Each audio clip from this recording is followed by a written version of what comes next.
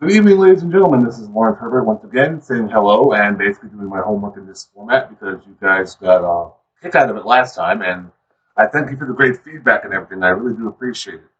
It has been a very interesting week.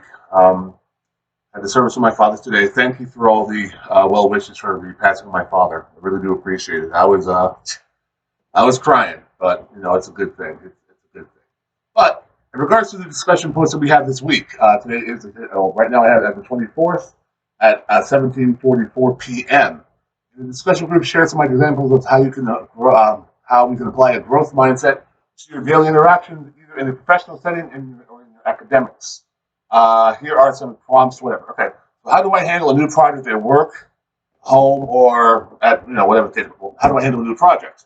Like anything else, it's a matter of enthusiasm. I see a lot of projects and a lot of things that you do as personal growth or things that you want to accomplish. Right now, especially with the passing of now both my parents being gone, I talked to my family and I decided to pull a mad scientist thing and make a family server and do a family website, which we don't have. My family is rather vast. I have two sides that I know of since I was adopted. I am now actually putting in with, where is it? Props, yes, true, with the Ancestry.com thing. So, I'm trying to figure out where I come from. Well, I know I come from Jamaica, but I'm trying to take this with the best possible growth experience where if I ever have children or whatever happens to myself or whoever in my family in the future, we have an idea of where we come from, who we are, not to mention having things in place like, oh yeah, wills, living trust, legal things, and stuff like that. No man or woman is perfect, but the thing is, though, you need to make sure that you prepare your friends and family for your passing, because not only will they miss you, but they'll be kind of pissed if you die and then you dash, and then you leave bills for them to pay when you're gone. So, God, Dad, I love you, but you left us with a lot of bills, and I'm kind of annoyed, but it is what it is, and thankfully, the family did pull together and take care of that problem. Um, like I said, with practicality, seeing how it would benefit not only myself, but how it would benefit my family and friends too. So enthusiasm, earnest research, effort, budget, like any other task, go with an open mind. Look for the occasional Murphy's Law things, and things should usually come to pass pretty well. Next question. How do I embrace working in groups? Do I prefer to work with a group or independently? I'm a Gemini, so I can pull off both. I love Star Wars and Star Trek, and I easily can say I love working independently or in a group. Because when you get the combined group of people that you have there, you have different mindsets, different loads of experience, not to mention a profoundly important different perception. Because a person who's like 6'8" is not going to see the same thing as a person who's like 5'2". So again, here, various levels of experience, it's always good. Now, some things, if you have to take a lead on a project, that is rather different because, of course, there's a certain vision whoever is the department head or the project leader will have on a particular situation. So, if there are good points to both sides, do I have a preference?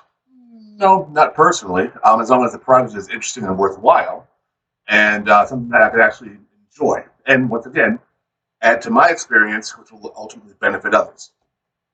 Third, how would you react to your instructor's suggestion to incorporate a data component into an assignment for your non-math related course? You can't have life without facts. Computers, mathematics, whatever the case may be. I personally, for my lovely facts, I use the Klingon dictionary because there are so many things that you can only express in Klingon.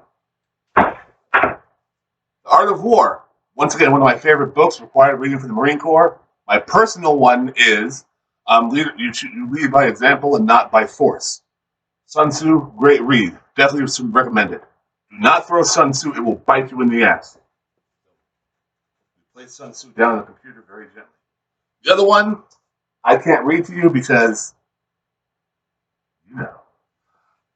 But it's important that you always back up anything that you have with factual information because, quite frankly, as we see how the United States is right now, fake news, fake this, fake that, everything. In an age where people have access to information literally at their fingertips, there are a surprisingly amount of uneducated people in the world. And we're not talking about differences of points of view. We're talking about aspects of who we are, what we are, fact versus fiction, and how things can be spun to basically try and contort a a certain narrative or a certain method of action or thinking, which is, again, kind of scary how strong and how weak the human mind can be. Um, Facts are facts. Matter is matter. Water is water. And quite frankly, life is too damn short to be basically a perpetual fool. So, information, bringing in data from outside sources to legitimize and solidify whatever position you have, I would definitely recommend it.